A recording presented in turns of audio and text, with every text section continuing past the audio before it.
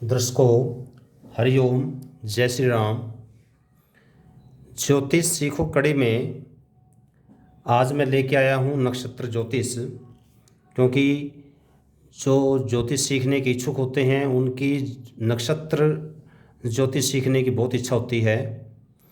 क्योंकि नक्षत्र ज्योतिष के द्वारा हम प्रेडिक्शन बहुत बारीकी से कर सकते हैं। वैसे तो ज़्यादातर ज्योतिषी राशियों और ग्रहों से ही काफ़ी कुछ प्रेडिक्शन कर लेते हैं, पर यदि आपको नक्षत्र का ज्ञान वो भी हो जाता है तो प्रेडिक्शन करने की जो सूक्ष्मता है वो और ज़्यादा बढ़ जाती है। तो जो व्यक्ति कुंडली देखना सीखना चाहता है, अपनी कुंडली खुद देखना चाहता है और बहुत बारीकी से देखना चाहता है, तो उसको नक्षत्रों का भी ज्ञान होना चाहिए। और आज मैं आपको नक्षत्रों का पूरा सिखाने का प्रयास करूंगा कि नक्षत्र क्या है और नक्षत्र किस प्रकार से घूमते हैं, ये क्या कार्य करते हैं। इनके पूरी की पूरी 3-4 वीडियो बनेगी और इसमें आप पूरा देखना। आप नक्षत्र ज्योतिष जानने के बाद गोचर में ग्रहों को देख करके ये भी पता लगा सकते हो कि एट प्रेजेंट आपको क्या तकलीफ़ है। क्योंकि नक्षत्र ज्योतिष में जो कौन सा नक्षत्र पे कौन सा ग्रह है और कौन सा नक्षत्र किस अंक को प्रभावित करता है, कौन सा ग्रह किस अंक को प्रभावित करता है, इन चीज़ों का पता नक्षत्र ज्योतिष से पता लगाया जाता है। तो सबसे पहले हम शुरुआत करते हैं। सबसे पहले मैं आपको रिवाइज करा रहा हूँ। मैंने पिछली वीडियो में बताया था कि वैदिक ज्योतिष में ग्रहों की संख्या 9 है, राशियों की संख्या 12। आपको नाम बताए थे, स्वामियों के नाम बताए थे। जिन्होंने नहीं देखा, बाद में आप वीडियो देख करके राशियों के नाम और उनके स्वामी याद कर सकते हो। नक्षत्रों की संख्या 27 होती है। अभिजीत नक्षत्र को जोड़ दें तो 28 बनती है, पर हम इसमें ज्योतिष में 27 ही यूज़ करेंगे। अच्छा, हर एक नक्षत्र के 4 चरण होते हैं, यह ध्यान देना। हर नक्षत्र के चरण 4 होते हैं, तो कुल मिलाकर के जो चरणों की संख्या हुई है 27 को 4 से गुना करेंगे, यह बनेगा 108 चरण। तो कुल मिलाकर के हमारे ब्रह्मांड में जो हैं 108 चरणों में हम विभाजित करते हैं। नक्षत्र जो होते हैं वो एक तरह से तारों का एक समूह होते हैं और राशियों में गोचर करते हुए सभी ग्रह इनके बीच में से ही गुजरते हैं और इनका नक्षत्रों का, राशियों का, ग्रहों का इस पृथ्वी पर रहने वाले जीवों पर बहुत प्रभाव पड़ता है। अब हमें अच्छी प्रेडिक्शन के लिए और कुंडली में अच्छे विश्लेषण के लिए आपको इनकी डिग्री का पता होना चाहिए। जैसे एक राशि की डिग्री निकालनी हो, सबसे पहले अब देखना पड़ेगा कि हमारे चारों तरफ का जो ब्रह्मांड है वो टोटल होता है 360 डिग्री। जैसे हम मैथ में पढ़ते हैं कि ये जो कोण है ये 360 डिग्री का होता है, तो वही रूल अप्लाई होगा यहाँ पर भी। हमारे जो चारों तरफ का जो सर्कल है हमारा हो रहा है वो टोटल 360 डिग्री का है। और हमारे चारों तरफ जो राशियाँ हैं आपको बताई 12 हैं, तो यदि हम एक राशि की डिग्री निकालनी हो तो 360 को 12 से हम भाग करेंगे तो ये आएगा 30 डिग्री। इसका मतलब है कि हर एक राशि 30-30 डिग्री की है। जैसे कोई ग्रह जिस राशि में अभी भ्रमण कर रहा है उस ट्रांजिट के टाइम में 30 डिग्री पूरी होते ही वो अगली राशि में प्रवेश कर जाएगा। तो आपको ये डिग्री कराने का पर्पज़ यही है ताकि आपको प्रेडिक्शन थोड़ी सी और ज़्यादा अच्छी हो जाए। तो इसका एक राशि जो है ना वो 30 डिग्री के बराबर होती है। ये तो होगी राशि की बात। अब अगली बात में आ जाओ कि नक्षत्रों की संख्या 27 है, तो यदि हम नक्षत्रों की डिग्री निकालें तो 360 हमारा टोटल सर्कल है। 360 को 27 से भाग करेंगे, 360 डिवाइड बाई 27, तो ये हमारा बन जाएगा 40 डिवाइड बाई 3 मीन्स 13 से 1/3 या 13 डिग्री 20 मिनट। 13 डिग्री और 20 मिनट एक नक्षत्र का होता है। ये हमने एक नक्षत्र का निकाला। पर यदि हम चरणों की निकालें, आपको बताया था कि कुल चरणों की संख्या 108 है। तो यदि हम डिग्री 108 चरणों की भी निकालें तो एक चरण की डिग्री कितनी आएगी? तो क्या करेंगे, नक्षत्र के 4 चरण होते हैं, आपको बताया था। तो 360 को हम 108 से भाग करेंगे। भाग करने के बाद तो ये 10/3 means 3 degree 20 minute, 3 degree 20 minute आपका एक जो नक्षत्र का जो चरण है वो इसकी अंश है। अब इनकी ज़रूरत कहाँ पड़ेगी अभी आपको बताऊंगा मैं। बस आपने ध्यान देना है कि एक नक्षत्र का जो चरण है वो 3 डिग्री 20 मिनट है, पूरा नक्षत्र 13 डिग्री 20 मिनट है और एक राशि 30 डिग्री है। ये थोड़ा आपको ध्यान रखना पड़ेगा। ये मैंने समझाने के लिए एक चार्ट बनाया है। ये पूरा गोल तो नहीं बना क्योंकि हाथ से बनाया है। मुझे लगता है कि आप इसे समझ जाएंगे क्योंकि मेरा मकसद समझाना है, कोई आर्ट एंड क्राफ्ट सिखाना नहीं है। तो जैसे ये पृथ्वी मान लो, हमारा ये ब्रह्मांड है ना, सॉरी ये हमारी पृथ्वी है जहाँ हम रहते हैं, हमारे जीव जो रहते हैं पृथ्वी पे। इसको टोटल 12 भागों में डिवाइड कर देना है। जैसे ये 1 2 3 4 मैंने लिखा है, ये राशियों की संख्या है। राशि की संख्या मतलब जैसे 1 2 3 4 5 6 7 8 9 10 11 12। जहाँ 1 लिखा है, 1 का मतलब मेष राशि है। 2 लिखा है, इसका मतलब है वृषभ राशि, मिथुन राशि, कर्क राशि, सिंह राशि, कन्या राशि, तुला राशि, वृश्चिक राशि, धनु राशि, मकर राशि, कुंभ राशि और मीन राशि। यहाँ मैंने केवल इनको संख्या लिखी है, नाम नहीं लिखे, क्योंकि पिछली वीडियो में मैंने आपको बताया था कि किस राशि को हम किस नंबर से जानते हैं। वो नंबर आपको याद कर लेने हैं अच्छी ज्योतिष सीखने के लिए। उसके बाद देखो, हमारे 27 नक्षत्र हैं। 27 के 27 नक्षत्रों का भी सीक्वेंस वही है। ऐसे ही सीक्वेंस आपको वहाँ भी ध्यान देना होगा। जैसे उदाहरण के लिए आपको बताया अभी थोड़ी देर पहले मैंने कि भाई नक्षत्र 27 हैं, राशियों की संख्या 12 है। और यदि आपको ये देखना पड़े कि एक राशि में नक्षत्र कितने हैं, ये तो हमने डिग्री बताई थी, एक राशि में नक्षत्र कितने हैं थोड़ा वो भी देख लो। यह हम टोटल चरण देख लो पहले तो, कि चरण यदि देखना पड़े कि राशि हमारी कितनी है, 12 राशि हैं। 12 राशियों में 108 चरण हैं और एक राशि निकालनी पड़े तो 108 को 12 से भाग कर दो। 108 डिवाइड बाई 12, 12 नहीं में 108, तो ये हो जाएगा 9 चरण। तो कहने का मतलब ये है हर एक राशि 9 चरण के बराबर है। हर एक राशि कितने बराबर है, 9 चरण के बराबर है।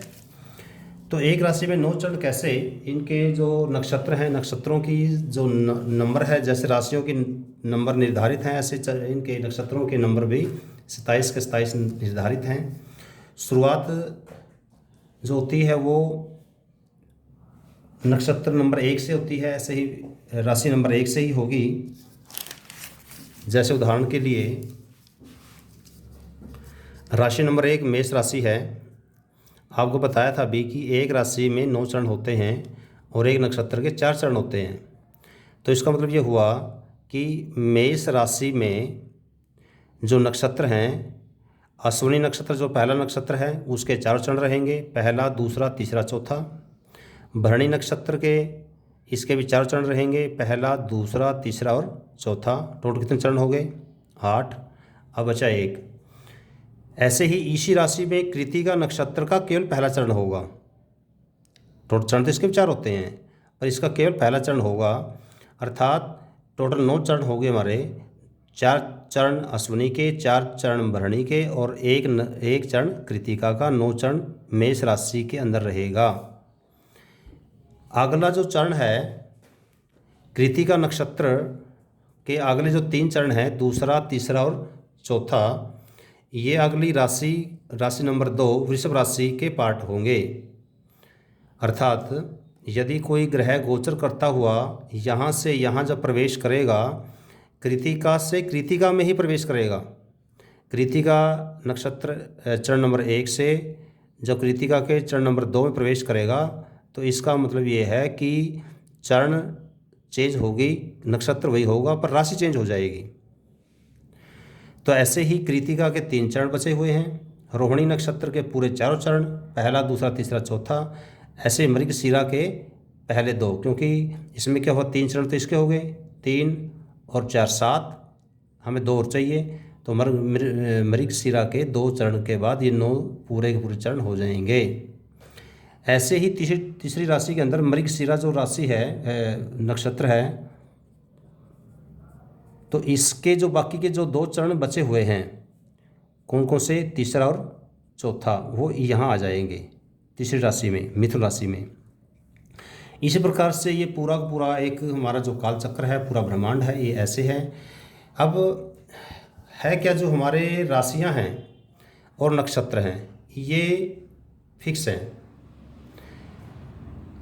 तो यदि ये फिक्स हैं तो कुंडलियाँ क्यों बदलती हैं? अब ये भी कन्फ्यूज़न रहती है ज़्यादातर सीखने वालों को, भाई यदि ये फिक्स है, ये फिक्स है, तो फिर कुंडली क्यों बदलती है?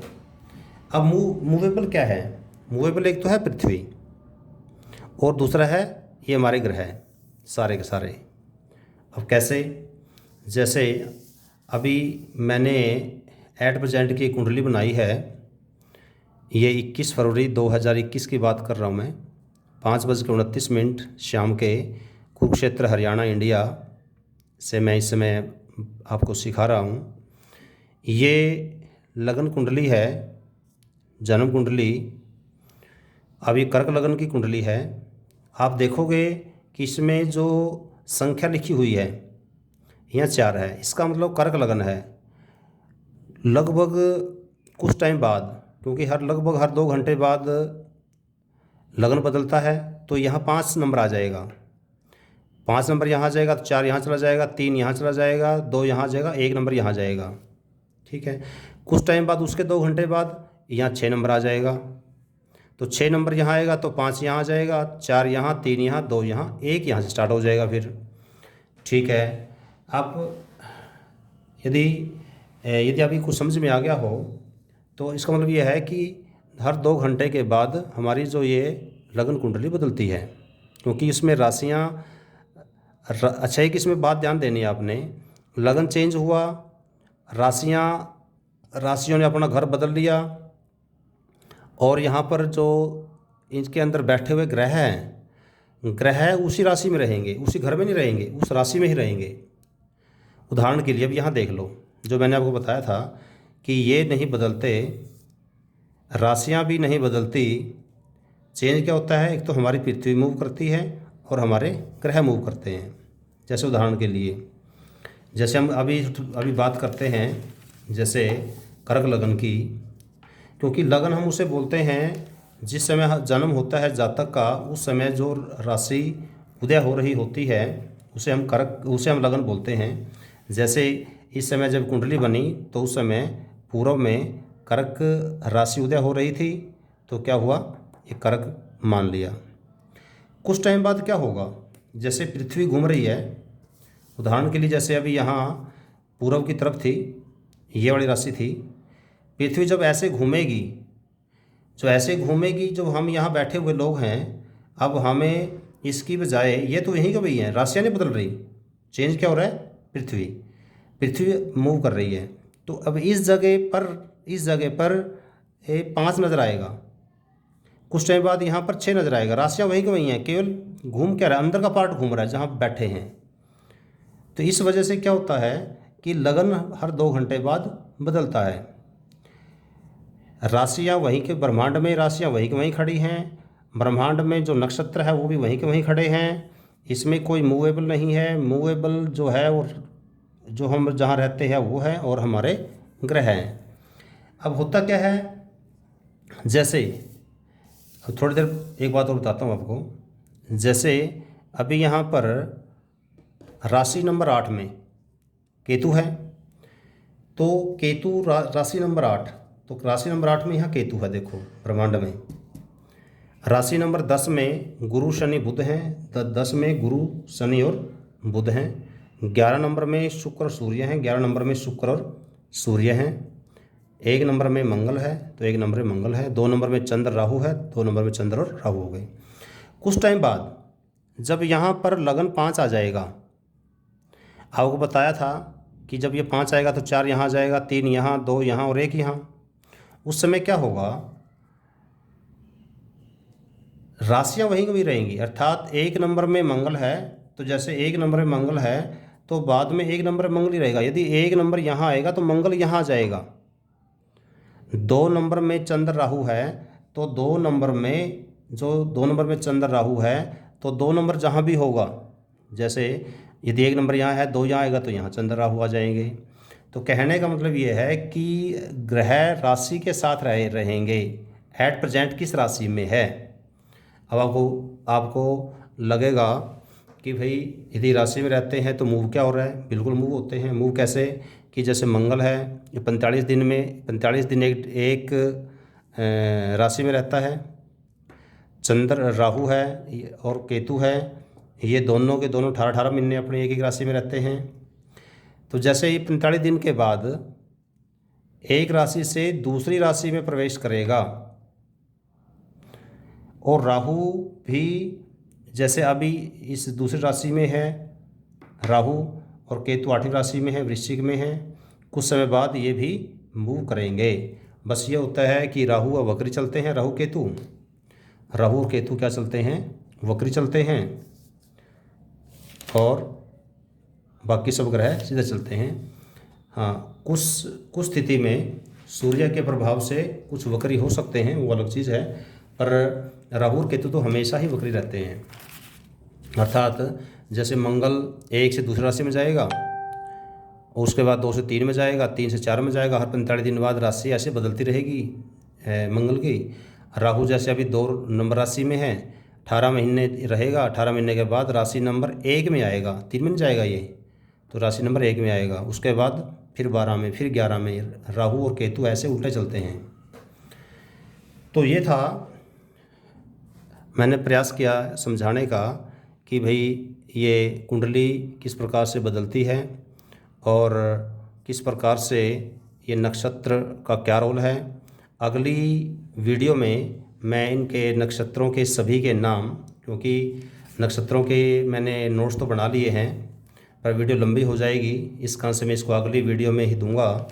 मैंने ये नोट्स तो पूरा बना लिया है कि कौन कौन सी राशि के अंदर, 12 के 12 राशियों के अंदर पूरे 27 के 27 नक्षत्र, कौन कौन से नक्षत्र में कितने कितने चरण किसके हैं, ये मैंने पूरे नोट्स बना लिए हैं। नक्षत्रों के स्वामी का एक फार्मूला के तहत इनके स्वामी कैसे ज्ञात करते हैं वो मैंने बना लिया है।